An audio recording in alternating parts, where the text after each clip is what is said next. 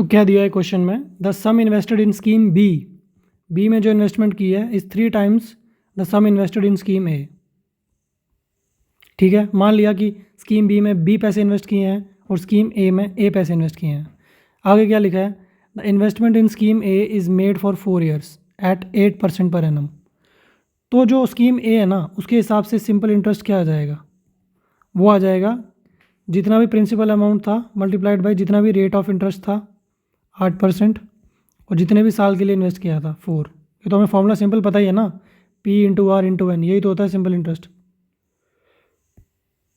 Similarly scheme B से जो है 2 साल के लिए 13% पर एनम किया, तो सिंपल इंटरेस्ट बी स्कीम से क्या मिला हमको, जितना भी प्रिंसिपल अमाउंट इन्वेस्ट किया था कितने साल के लिए किया है, 2 साल के लिए किया है और इंटरेस्ट रेट क्या है 13% पर एनम।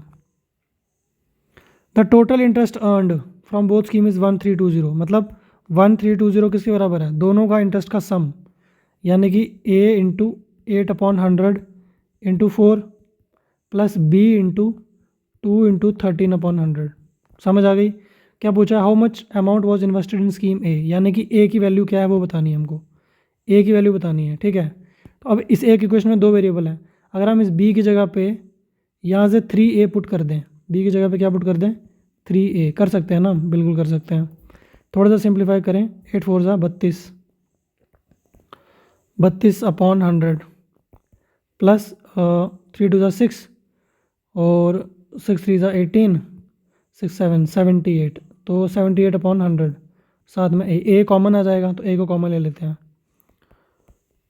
ठीक है, अब इन दोनों को अगर हम ऐड करते हैं तो क्या बनेगा, ये बनेगा हमारा 332 8 और 2 10 7 8 9 10 7 3 10 होता है ना 11, ये बनेगा 110 और डिवाइडेड में 100 है, डिनोमिनेटर पहले से कॉमन, 1 0 यहाँ से कट जाएगा, तो यानी कि 11/10 into A is equal to 1320, ये 10 इधर चला जाएगा 1 0 बन जाएगा, डिवाइड बाई 11, तो मतलब 13200 को हम 11 से डिवाइड करेंगे, वो हमारी ए की वैल्यू आ जाएगी, राइट।